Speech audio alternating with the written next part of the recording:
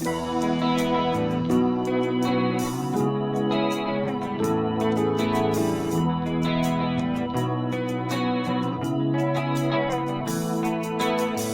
you knew me before, you wouldn't even look my way. And welcome back to Sullivan's Unheard Voices. I'm here with Doug.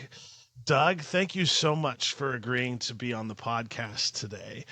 Like, I heard your song, the one that you had online, that talks about the working man. Oh yeah. It's a lot. What is it? I'm so bad with titles. Blood, Sweat, and Tears. No, the one you're talking is probably Baptized in Moonshine. Not Baptized in Moonshine. It All was These Miles. No. Okay, then there's. I've got so much out there these days.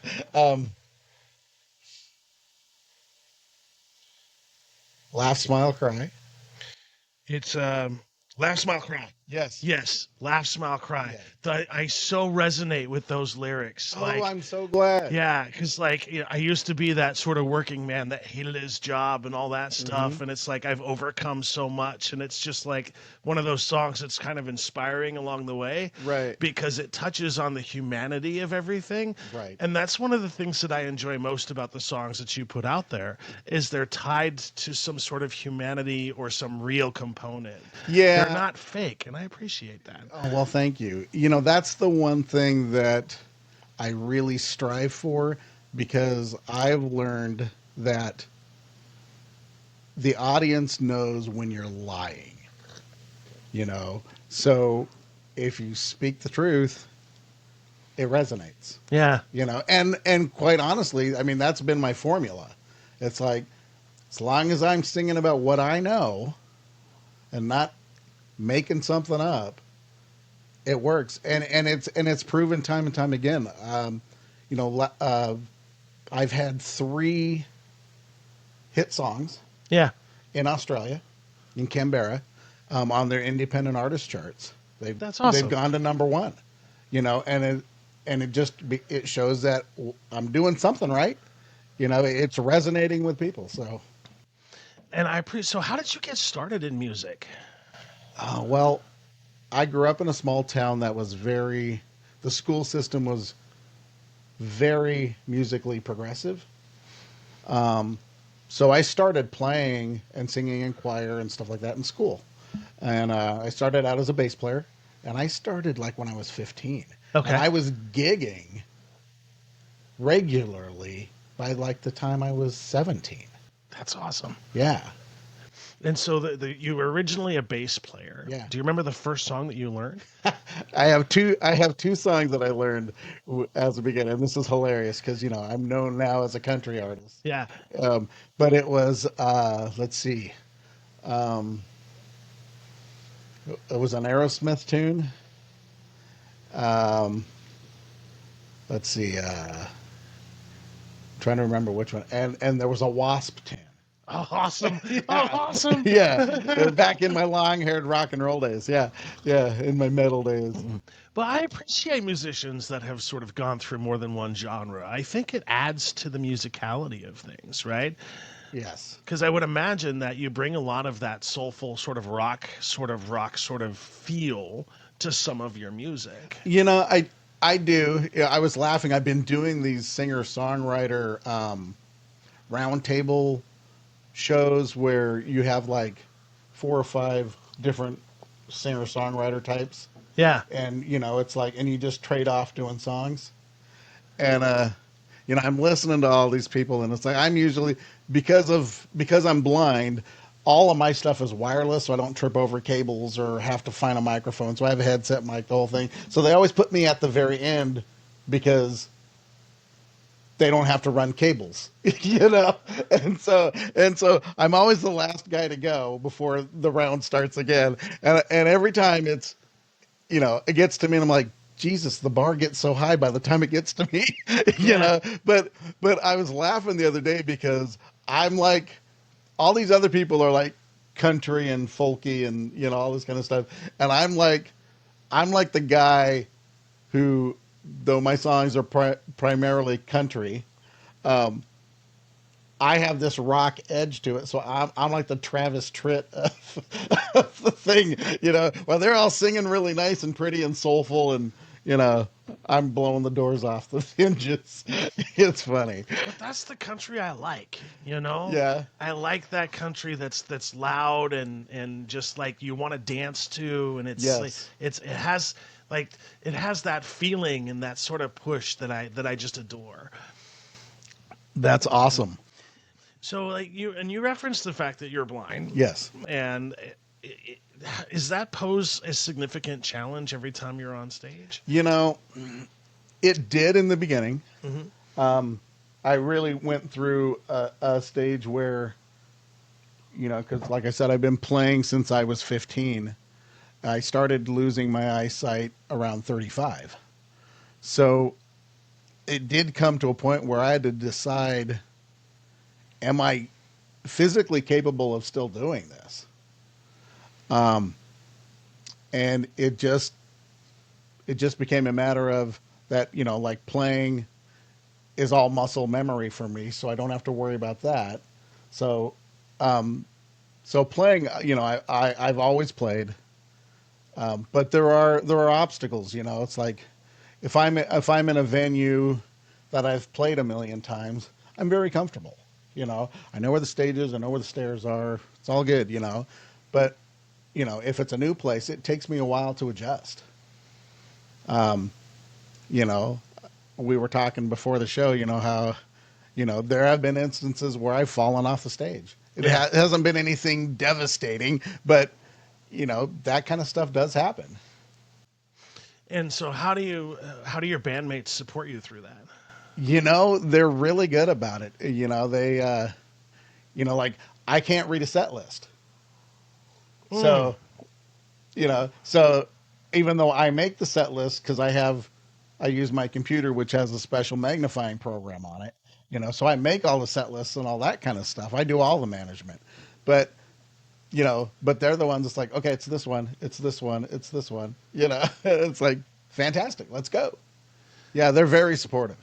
And then my wife, Holly, I mean, she's literally like my manager, you know, personal assistant. I mean, she handles all of that into things like, you know, guiding me through the dark venues, you know, like especially now since we're getting into summer here and it's so bright and light outside, which I absolutely love, Yeah. you know, but going from that, like, you know, driving to a venue and it's all sunny and bright out and you walk into a dark club, I can't see a damn thing, you know, and it takes me a good 20 minutes or so for my eyes to start adjusting to where I can start to see, you know, things.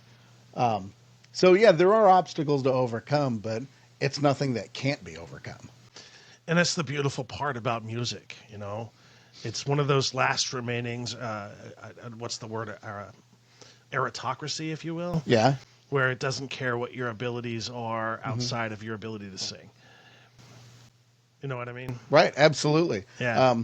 We've done some shows with this other band, and I'm not going to name bands or anything like that, but their singer's name is Johnny. Oh, I interviewed Johnny Wheels. Yeah. Yeah. He's amazing. I love him. I love him. I mean, here you got a guy who's in a wheelchair and he fronts his own band. Yeah. You know, he's amazing. And everywhere he goes, his band pretty much has to lift him on stage because Yeah. there's no accessibility on any of the venues, Right. which is weird. But anyway, Right. not to go on a tangent. I do want to circle back to the musicality, right? Okay. Because one of the things I always ask musicians, and it's one of the things I'm always fascinated about, is the muse. Because I do believe that the muse is like a living, breathing thing, and you never know when the muse is going to hit you. Right. So what do you do when the muse hits you and you have some music that you just need to get out? Well, for me, it normally hits a lot of times in the middle of the night, you know, like 2, 3, 4 o'clock in the morning, and I have no choice but to get up, Yeah. you know. But what's interesting is that didn't really start happening to me, you know. You know, in my younger days as a songwriter, it was all fluff and, you know, it's like I realized I didn't have anything to write about. Okay. And it wasn't until 2011, well, 2009, 2010, 2011, I ended up having kidney failure, and I ended up having a transplant in 2011. And that really changed my perspective on a lot of things. And it made me realize, facing your mortality and reevaluating what is important and what is meaningful to you really triggered that in me. And that's how I write. And so when you get up in the middle of the night, do you like run to your computer? Do you have like a voice recorder? Like, what's your process there? My process is, and you'd laugh if you saw this, it's my acoustic guitar and my cell phone. I love it. I have a recording app. I mean, most people have, like a billion apps on their phones, Yeah. I have like 4, so I can find the icon, and I record that way. And then, just to get the idea down. And then after that, it's like once I can go back, think about it, flesh out the basic parts and all that kind of stuff. Then I bring it to the band. They learn it, put their little spin on things. And then once it sticks, we try to get into the studio and record. And so, like, when you get together with your band, then another thing that's always fascinating to me when people put music together. Do you already have an idea of what the drums sound like? Do you have an idea what the bass riffs are? Or is that something where you like, I have this amazing sort of start, let's get together as a band and figure out all the pieces? Thankfully, my guys are amazing. Yeah. They really, really are. And I have to give kudos to my bass player, Russ Olmsted. He's new to playing bass. He was a guitar player forever. I've known him for like 20 years. And, and me being, I was a bass player for like 35 years. Yeah. Yeah, so I try really hard not to step on his toes, Yeah. Because he has to do it his way, but there are times where I'm writing and I go, okay, I need this passage to get to the next part. Here's the bass line, I need this here. Other than that, everybody has free game, free game to do their thing, put themselves in it, so long as they're hitting the highlights that I've established. Okay. Yeah. That's awesome. Yeah. And like, how long does it take for you guys to like come together with a song? Normally, for the most part, I bring the song in completely finished as far as lyrics and the parts. Okay. So then it's just a matter of them learning the parts and seeing where they fit in. So, we can have a song done in, 2 or 3 rehearsals and we're ready to perform it. Oh, that's so awesome. Yeah. That's an ability that a lot of people may not actually have. Right. And I mad respect for that, because like a lot of people, and I know people listen to this podcast to understand, but a lot of people don't understand how much work it takes to be in a performing band. That's absolutely true. It's funny. In the music world, you're always thinking about, okay, so you want to pay me $50 to do 3 hours worth of music. Yeah, but what about my 30 years of learning how to do that? It's like you pay for that when you hire a lawyer or a dentist or a doctor. Yeah. Yeah. It's funny. Because there is a lot of time invested. But the flip side of that coin is it's something you really enjoy. Oh, 100%. It's not really a job. Yeah. Even though, I can make a living at it. It's, but it's one of those things, I guess, where they say, if you love what you do, you never work a day in your life. I feel that way about this podcast. I don't care if I ever make money on this thing. I totally get it. I just totally love talking to people like you and talking to other people that have just these cool stories, because I learn so much about humanity. Right. Because I think a lot what you see in the media and what you see portrayed as us as human beings isn't real life. Right. Like we have so much more in common than divides us. Right. And why don't I don't understand like how we got away from being able to be and respect and love your neighbor no matter what their political beliefs. Right. Like, we all put our pants on the same. We all do like we are people. Mm-hmm. And people should be entitled to their views and their opinions and just be. I don't understand. Yeah. It's a tough one, you know. It's, you know, on one hand, you know, everybody's entitled to say what they want to say. Yeah. You know, I mean, that's First Amendment, you know.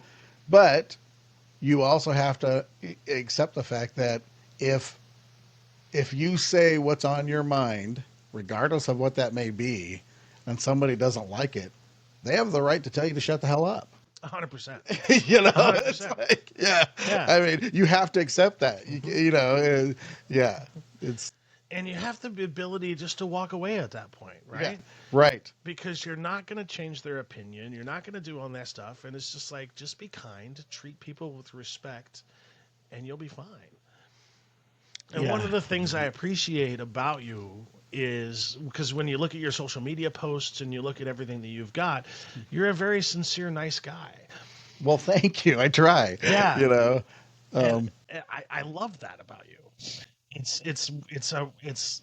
don't want to say it's rare in musicians because I have found it to be exactly the opposite, right? I know Right. a lot of musicians that are just genuinely nice people. And I'm wondering if it's because it's music. I don't know. Either that or we're all in performance mode at all times. Oh, that. I hadn't even thought about that. Oh, that's hilarious. No, it's for the most part. It's like, I mean, obviously, I have a ton of musician friends, and they're all very sincere, and they're all very passionate about what they do. You know, it might not be your cup of tea, it might not be my cup of tea, but you know, they love what they do, and you know, and I guarantee you that regardless of how weird, avant-garde, off the track it is, there is an audience for it somewhere. Oh, 100%. Yeah. Yeah. And I respect like all genres of music for that reason alone, right? I even have Russian rap on my iPod for crying out loud. I say iPod like I have an iPod, but anyway. Yeah. So if we circle back to the music part, Okay. though, so because when you're doing like a live show, what's your trick to sort of vibe off of the audience? Because You know, it's funny because I can't see the audience. right, You know, so unless there's like a dance floor and somebody's right up next to the stage, I don't see any of that. You know, so you know, a lot of it is, you know, we play our tune and hope for the response. yeah, You know, which thankfully is usually pretty damn good. right, but yeah, it is a weird thing, you know, because you can't see people's expressions or anything like that. You know, when you've got the stage light shining at you, again, on a good day, I have maybe 10% vision. yeah. And so when you've got a dark venue and then these stage lights shining in my eyes, you know, I can't see 2 feet past the stage. So yeah, so a lot of it is just audience response into the song that we just played for me. And how would you like to see the audience respond? Well, you know, I mean, idealistically for me, because I'm very open about people approaching me and stuff like that, it's like I would love, you know, if somebody really was moved by what we did, you know, find me after our set, introduce yourself, and say, hey, I really enjoyed that. My name's so-and-so, and let's have a conversation. See, I love that too. Like one of the things I enjoy most is talking to musicians, right? Yeah. Just because in most settings, with me being autistic, it's hard for me to navigate those waters. Right. when I talk to musicians, it's always easier to talk about music, so I know what I'm talking to and talking about. Right. And it just makes for more enjoyable conversations. Actually, not enjoyable, but I'm actually able to have conversations. Right. It makes it more comfortable. Yeah. Yeah. And so, like, one of the things that I would like to explore with you in terms of, like, after the show, like, well, you've already answered the question, kind of, but, like, do you like a bunch of people coming up and just saying hello and just sort of like, or are you exhausted after the show and you're like, I would rather just kind of decompress? I don't mind people coming up and talking to me after the show, as long as, when we're doing full band stuff, there is a segment of time after where, we have to pack our stuff up and get it off the stage. So as long as people are willing to wait till we're done doing our thing and we're out in the crowd, then it's free game. Come on up. And then you were talking about you use wireless while you're on stage. Yes. What are some of the benefits of using the wireless? Does it impact the sound at all? I've done a lot of research on it, and no, it doesn't. The latency, like the delay between the signal and that kind of thing is almost non-existent these days. Okay. Thank God. Yeah. Because otherwise it would be horrible. But no, it's like, my guitar, I pretty much these days only play acoustic guitar because my lead guitar player handles all the other stuff. Okay. And it seems to just be a good mix between us. So I pretty much have a wireless unit for my acoustic guitar, that plugs straight into the PA. And then I have a wireless headset mic so that I don't lose the mic and mic stand on stage, because I have had instances where, it's like, I think I'm singing on mic, but I might be 6 inches off to one side or the other like that. Oh, So and that makes a lot of difference. it makes a ton of difference. Yeah. Right. So I switched, now I look like some pretentious rock star, who's completely wireless, when I'm up there, again, as a country artist and I'm, wearing my cowboy hat and all this kind of stuff. And I got my headset on and everybody's going to say, oh, look, he thinks he's Garth Brooks. Right. But how does that headset fit under your hat? It actually loops around the ears and just goes around the back of the neck. It doesn't go over the top of the head. So, yeah, it works really well. That's nice. Yeah. And then you also have the kind where you actually hear the rest of the band too, so you don't need to you don't have to rely on the No, we don't use in-ear monitors. Okay. Yeah, we just use the wedges that are at the front of the stage. Do you find that it's I'm always curious about that, right? Yeah. Because how do you get the sound to sort of be right? That's a tough one because, now being wireless, I can walk off stage and go out and hear what the stage volume and sound is like out in the room. Yeah. But if you're stuck to the stage, the on-stage mix through the monitors is way different than the house mix out in the venue. And you just kind of have to trust your sound guy. And most of them are great, some guys are better than others, but for the most part, that's part of the gig. Well, I've always been curious about that, right? Yeah. Because you said the mix is different. So is it just because you're hearing everybody but yourself? No, it's just different as far as, because it's a different, because you might say, oh, I need more lead guitar up here. Right. To get more references or things, or I need less drums, or I need more bass, or, I need more vocal, or, those type of things. So it's way different than the final mix, which is out in the house. So when you're a sound guy doing a live show, you have to kind of keep track of two different simultaneous feeds. Well, once the house mix is set, they don't really have to do too much. Okay. Unless there ends up being some form of like feedback issue or something like that. Right. But throughout a show, at any point in time, if you need something, you can say, hey, I need more of this in the front monitor, or so that's all constantly monitored and changing all the time. And then do you like prefer, so like I know like there are some venues that are like good to go when you show up, and then other venues it's like a blank slate.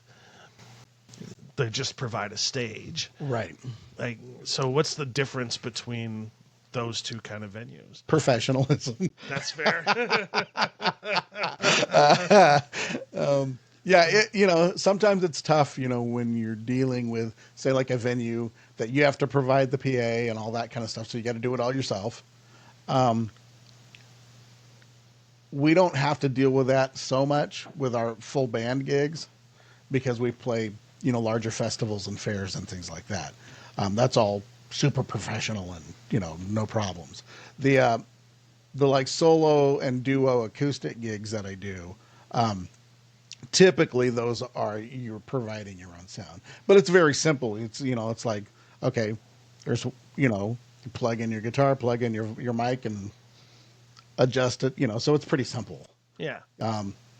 But yeah, the smaller venues that don't have as good equipment, or or their sound technician isn't as experienced, you just kind of have to roll with the punches. And do you find like it's harder with the wireless mic sometimes? No. Okay. No. It is different because, I mean, as you know, we're working with microphones here with the podcast. Yeah. It's like there are certain things you do, like when you're singing, you might be right up on the mic, but if you're going to get really loud and screamy, you want to pull away from the mic. Yeah. Okay. Well, with a headset mic, you can't do that. It's consistently right there off to the side of your mouth. So you have to learn to do those mic techniques just with your voice. Oh, interesting. Yeah. Yeah. How I'm hard still was learning that? I'm still learning it. Okay. Yeah. That's fascinating. I hadn't even thought about that. Yeah. Especially like if you have those loud notes that sometimes you do in those songs, it's like, do you just sort of dial it back a bit? Yeah. You have to you have to control it with your own volume. Yeah. Wow. That presents its own level of challenges then. Right. But it's totally worth it. Yeah. Yeah. Yeah. That's awesome. Yeah. And then the other thing too is that you have a couple of like really cool videos that you've made. Yes. What was the process like for that? Well, I feel like I'm failing miserably because I have yet to do an actual, performance type video that showcases the band and myself. I mean, they're all like stock images and things like that, and they've come together very, very well. Yeah, the one of the road and all that. Yeah. Yeah. But yeah, I mean, that's just, I took it, I went to an online video maker and uploaded my song and picked what I wanted and put it all together that way. And then I do have Baptized in Moonshine. And whether, some people are for and some people are against this, but I was curious about like all the AI stuff. Yeah. So that particular video, and I went way over the top with it. Yeah. With the premise and everything for Baptized in Moonshine with like, intergalactic alien bootleggers, Yeah. But that whole thing was AI created. Oh, interesting. Yeah. And I've had people say, man, that was really cool, man. That's like, I mean, I thought that was a professional video. I said, no, I did that, but that was because I was curious about the technology. And it worked that well. Yeah. That's impressive. Yeah. See, like, I know everybody's like afraid of AI and all this stuff, but I use it for a lot of things. Yeah. Like in the podcast realm, AI helps with my posts, my discussion boards, all of that stuff I rely heavily on AI for. Yeah. Mainly because like I'm not a writer by trade. Right. Like my prose is not up to par to be writing all of these like communications related type things. Right. And so ChatGPT helps me out quite a bit. Oh, that's cool. Yeah. I've never used it, so. Yeah. And like there's another one too. It's goblin.tools. Interesting. Which is AI for neurodivergent folks. Oh, that's cool. Yeah, so you can like take an email and you can put it into goblin.tools and it'll tell you the tone. It'll tell you whether it's like a positive email or if it's somebody's upset at you. Interesting. And it's like, here's the words they used. It could mean that they're upset by a decision that you made. And So it's literally almost like a translator. yeah, yeah.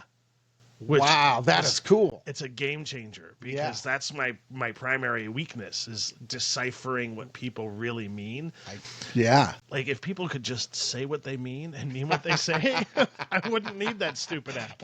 Right. You know, I mean, what I want to do, you know, with all this AI stuff is like I want to take like be able to upload, say, like a song idea that I've created and recorded on my phone or whatever. I want to be able to put it into AI and see what it does to it. Oh, that would be an awesome experiment. Yeah, but I haven't found any AI program that does that yet. I don't know of any either. Yeah, but that's what I want to play with. Oh, that would be epic. You know, because I mean, it could just, you know, take the whole thing and just make it sound like a full band and all that kind of stuff, or it could get really weird and interesting. You know, but I want to see what it does. Yeah. Mm-hmm. Like, especially if you would like, put in like the bare bones of a song and then tell me I want avant-garde offbeat jazz. Yeah. Yeah, exactly. Yeah. That would be really cool, actually. I mean, because they have songwriting AI. Yeah. You know, and you can put in all your parameters about what you want it to be like. Yeah. But I haven't seen anything where you can actually input, you know, like a recording and say, okay, base it off of this. Interesting. Yeah. Mm-hmm. Well, now that we've spoken it on the internet, we'll see what happens. Anybody listening out there, help me out. And then in terms of like live performances and stuff like that, like do you prefer festivals over like those smaller venues? In the Portland area, the music scene is struggling a bit. Yeah. For like original artists and things like that. And there aren't a lot of country venues. I mean, there's one great one, Ponderosa. But there aren't a lot of country venues in the PDX metro area. So I really love doing the intimate acoustic stuff, you know, because you're sitting there right there in a brew pub or wherever, you know, and you're right there, you know, 5 feet from the audience, you know, that's really cool. But with the band, we definitely excel at the larger stages and, you know, like we're playing, if you're from this area, we're playing the Cowlitz County Fair, the Wahkiakum County Fair, the Clark County Fair, and then we've got a couple of festivals like Summerfest, which is in Oregon. I mean things are coming together. But those larger stage type events, we really excel at. Now you're saying that there are not a lot of country venues in the PDX area. Yeah. Is that always been the case, or just haven't recovered from COVID yet? No, the COVID thing's a whole different story. I mean, it brought things to a grinding halt for a while. Yeah. And I will say things are starting to open up quite a bit now. As you've seen my schedule. Yeah. I mean, I'm playing all over the place. But in saying that, I am noticing that a lot of venues are scaling back and doing more like the acoustic solo and duo thing instead of wanting full bands. Interesting. Yeah. That's an interesting development. Yes. Thankfully for me, I do both. So yeah. Interesting. I guess I'm still trying to sort of wrap my head around that because that kind of doesn't make sense to me. But, well, I guess it kind of does because they don't want to pay for a full band. Right. They just want to pay for, in a way. Well, what venue really wants to pay for entertainment to begin with? That's fair. That's fair. That's why karaoke became so popular. Yeah. That is true. Yeah. Yeah. And also, like, what I've noticed too is that the pay for bands hasn't really gone up all that much. No. And it's like, I know the venues are making more money. Right. So it's like, why has that not A lot of it. filtered down to the bands? Well, I'm a firm believer that, I mean, number one, you have to prove that you're worth that dollar amount. Yeah. Okay. That's one thing. But you're right. The wage has not increased in probably 50 years. Yeah. And, when you're talking about, most venues, you have three bands and it's a door split. Well, there's no money to be made there. And so I really believe that on a level, there are so many bands out there and so many people struggling to find shows that they don't know their worth. And it's, if the whole scene would get together and say, hey, we demand more, we might actually change some things. It's like, because there's nothing saying that if a venue calls you and says, hey, I really need you for this date, this is what I'm willing to pay. And if it's not what you're normally getting paid, like my band, we pretty much have a guarantee price. Okay. But it's okay to say no. Saying, well, I'd love to do it. It sounds really fun. But this is what we normally get paid. What other options can we discuss? Because I like I said, most bands just don't know their worth, and they should stick to it. And you were saying, what options can we discuss? Are there sort of creative options out there? Well, it's like, if you can meet us halfway, or it's like, we're definitely willing to work with people. I mean, my band, it's nothing for us to do shows, anywhere in a 2-hour radius. Yeah.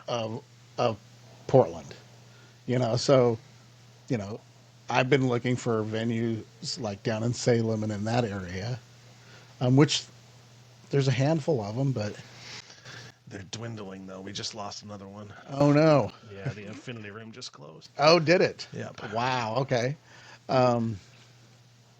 Yeah. So but I talked to venues in Silverton, and we're doing a show out in North Plains. Yeah. It just, like I said, you got to know your worth and kind of stick to your guns. But know that you're going to have to compromise something. And at the end of the day, you need to be able to pay for gas. Right. Yeah. I've known guys who they can't, they've laid down the law, players who've laid down the law and says, I can't do this gig unless I get paid this amount of money. I don't ever really do that, but like I said, we do have a guarantee that, with our basis, that we get paid when we do the fairs and the festivals. Yeah. And it's a good number, it makes it worth it. It's especially a good number when all we're doing, we're not like a cover band or whatever, where we're doing 3 and 4 sets a night. We go in 45 minutes to 90 minutes and we're done. And that's easy work, Okay. because it's fun, Yeah. and so we get paid well to do that. But, it's like, if you want to get into a venue that you've never been in, it's like, well, then compromise, saying, well, this is what we normally get paid, but we'll do it for this. Get your foot in the door. And if enough people show up, right, they'll have you back again. Exactly. And they'll be willing to pay more. Right. And that's a whole nother story with me. It's like, the promotion thing, there are so many groups out there who don't understand promotion. Oh, 100%. And they feel that it's strictly the booking agent or the venue's job to bring people in. Well, no, that's what they're paying you to do. You know, they're bringing you in because they feel that you can put butts in the seats that are spending money. So it's within your best interest to promote and get your crowd there. Oh, I kind of get what you're saying. Yeah. So like for me with this podcast, like I go out and find guests. Right. Like I'm always out and about trying to find people I think are interesting and I want to talk to. Right. So many times people are like, "Well, we'll gladly for a fee do this, do that, do this, do that," and it's like, no, like I'm doing that myself. Like, Right. like it just because everybody is like wants to be your friend until the rent comes due, if you will. Right. Yeah. Right. And I've experienced that a lot. I mean, throughout my career playing music, it's like, you know, I've had record deals. You know, I've worked with, you know, some pretty interesting, semi-famous people. You know, and it's weird because, like, in the early 2000s, I was in a band playing bass and singing. It was a band called the Erotic Politicians. And great band, fantastic band. And Love that name. yeah, but I mean, we had our demo was, you know, this was again the early 2000s. Our demo was in the hands of like Gene Simmons, Brad Gillis from Night Ranger. I had worked with the keyboard player from Jethro Tull. I mean, you know, but when it came to, okay, that's cool and all, step up and let's do this. You know, then it's crickets. You know? And that's kind of, I think, just the nature of the business. Nobody wants to put their money up. 100%. Yeah, nobody does. Yeah. You know, they're willing to charge you for, you know, but yeah. There's nothing without strings. Correct. Yeah. You know, but, you know, for me, it's like, you know, they have to prove to me that they can do it as well or better than I do it, and for the price I can do it. Yeah. You know, and so far a lot of people can't. You know, like when, again, in that same last band, the Erotic Politicians, we put out an album, and it got a distribution deal and was out there.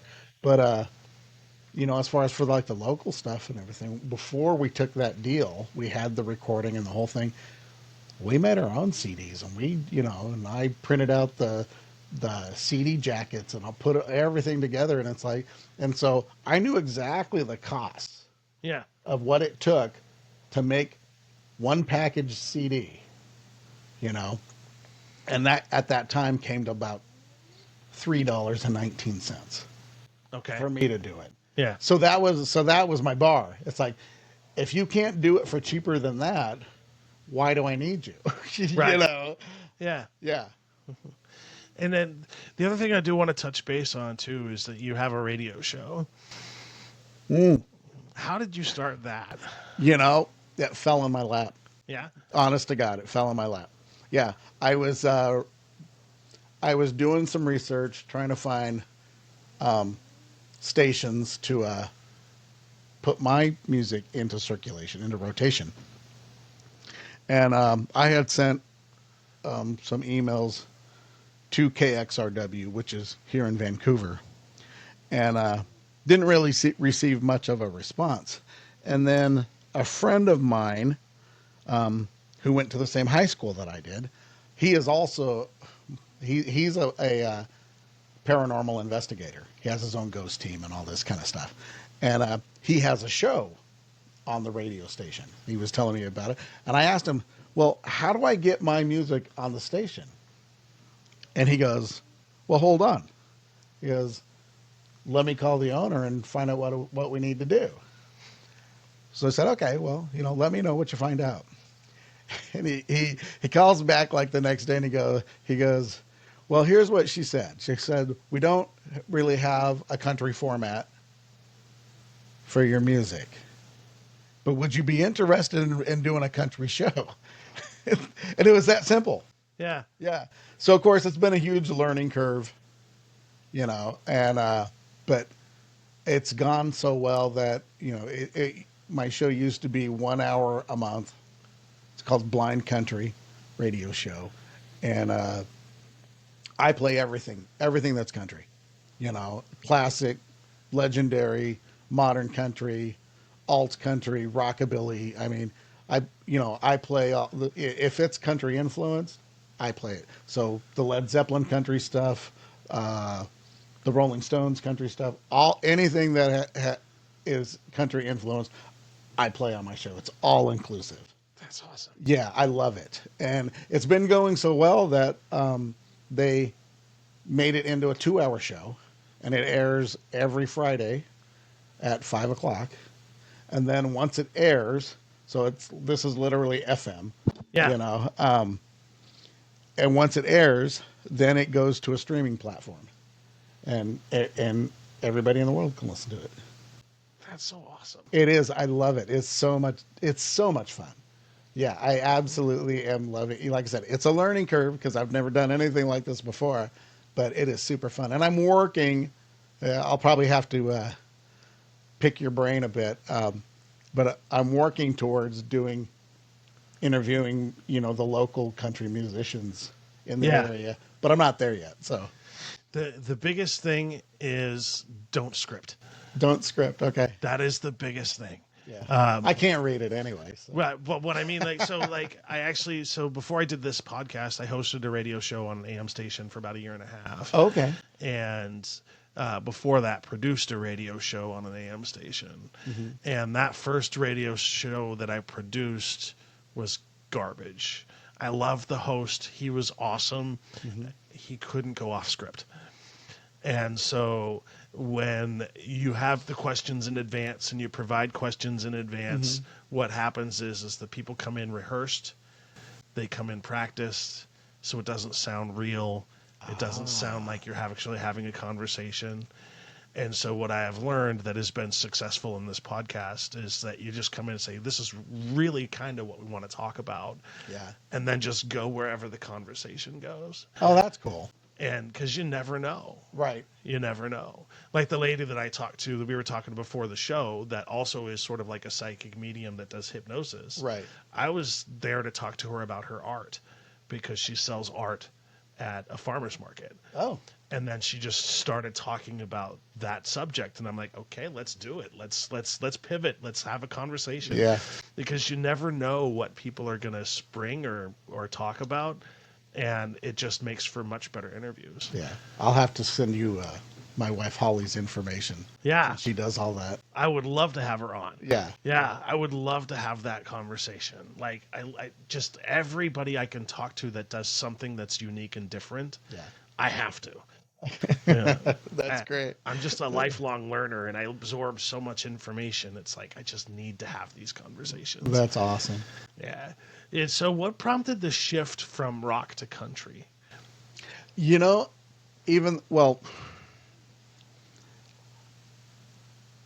though, of course, growing up, I was a rock kid. I mean, I grew up in the 80s, with all the hard rock and all that kind of stuff. But my dad was originally from Oklahoma, and so, so I was exposed to all the classic country. He loved George Jones. Yeah. So George and Johnny Cash and Willie Nelson. It's like I was exposed to all that as a kid, and so again, I'm half Okie. So, and then my mother was born in Ellensburg, Washington, which is a big college rodeo town. Yeah. So, and my mother was into all kinds of music, like Elton John and, so forth and so on. So, so music was always in the house.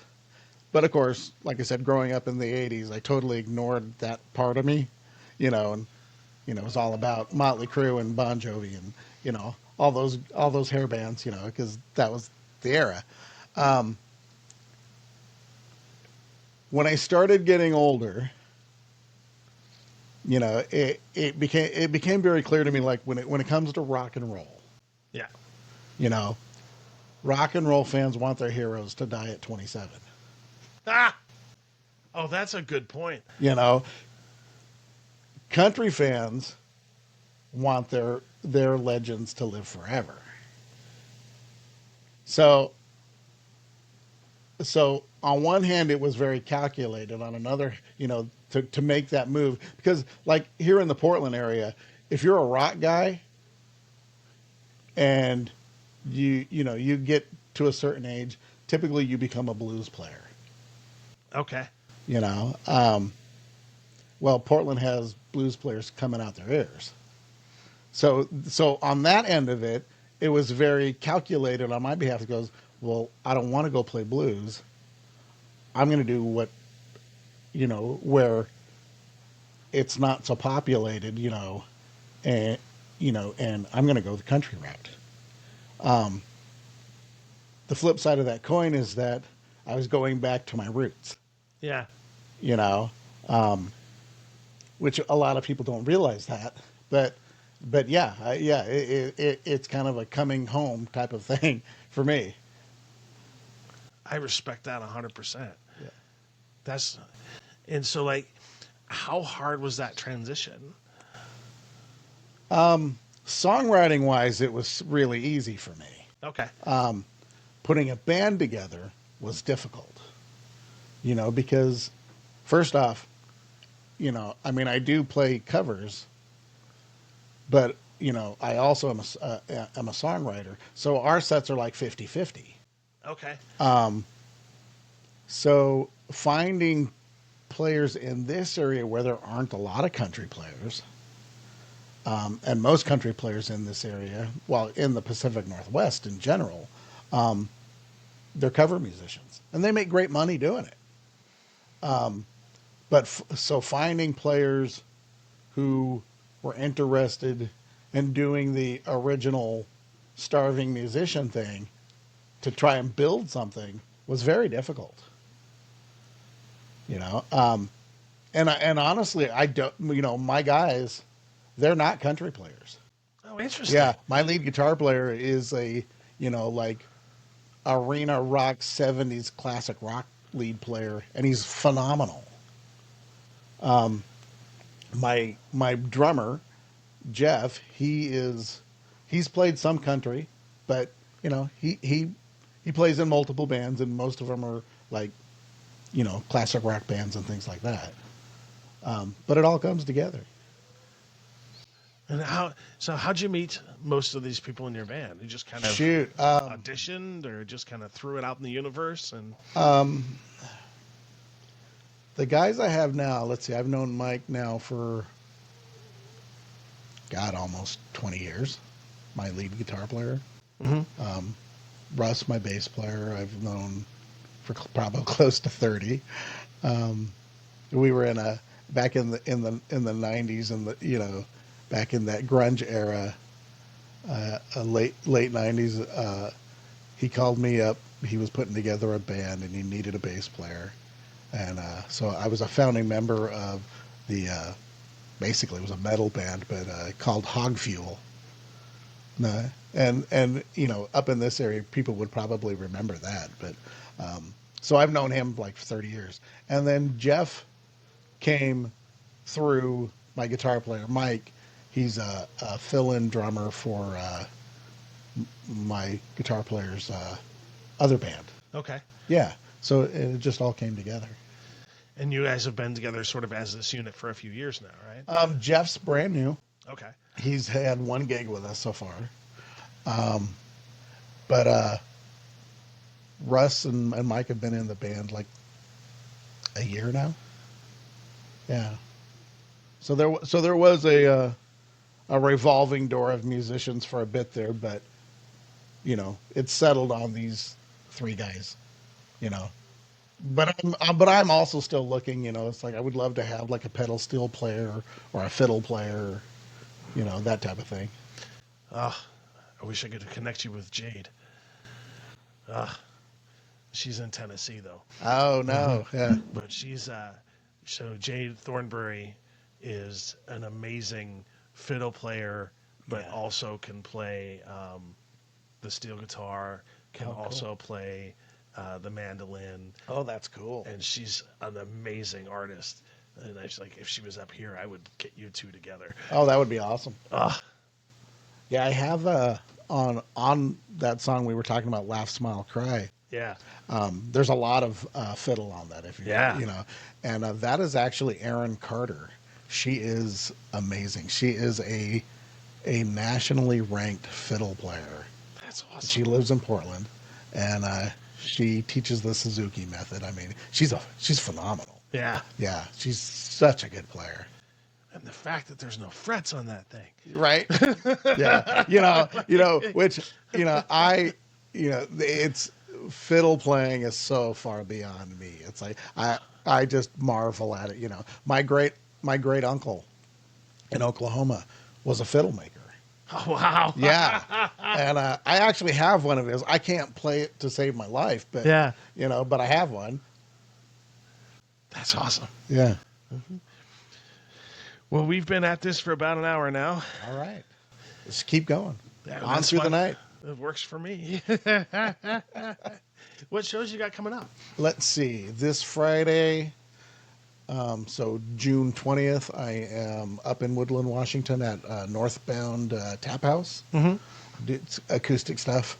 Then we're in Hazeldale at the pregame 1-year celebration, which is a multi-band event. We're going Pre-game on. for the baseball team? No, the bar is called Pregame, I guess. Oh, okay. Yeah. Yeah, it's in Hazeldale, just off of Highway 99. And that's a multi-band event. We're going on at 7 o'clock. So if you're in the area, come on out. And then, of course, once July hits, it's all fair season and festivals. And that's what I want to highlight the most, because this will probably come out like 4 days after that Hazeldale show. Okay. So, like, you're going to be at all of the major fairs down here in this area? Yeah, we're not doing any of them in Oregon yet, but we are at the Clark County Fair here in Washington, the Cowlitz County Fair, which is north of that, and the Wahkiakum County Fair, which is north and west of that. And then you got some new music coming out soon? I'm working on getting into the studio to cut some acoustic tracks. Oh, that's going to be awesome. Yeah, I'm excited. yeah. I'm in talks with a buddy who's going to engineer it, but his studio is being remodeled. So once that's done, we'll get to work on it. We'll probably do 3 or 4 tunes. Oh, I can't wait. Yeah. And then any parting messages for your fans out there? I just want to say thank you. I am so blessed to do what I do and to have the support and appreciation. You guys are amazing, and I hope to see every single one of you at the shows. And again, don't be shy. Find my blind ass and come say hi. I love it. I love it. And I'll say what I say at every close of the show. Be kind to people, you all. We're on this planet together. We all breathe the same air. And it's just better if you're kind to people. Doug, Absolutely. thank you so much. I Hey, really absolutely, Sean. This was great.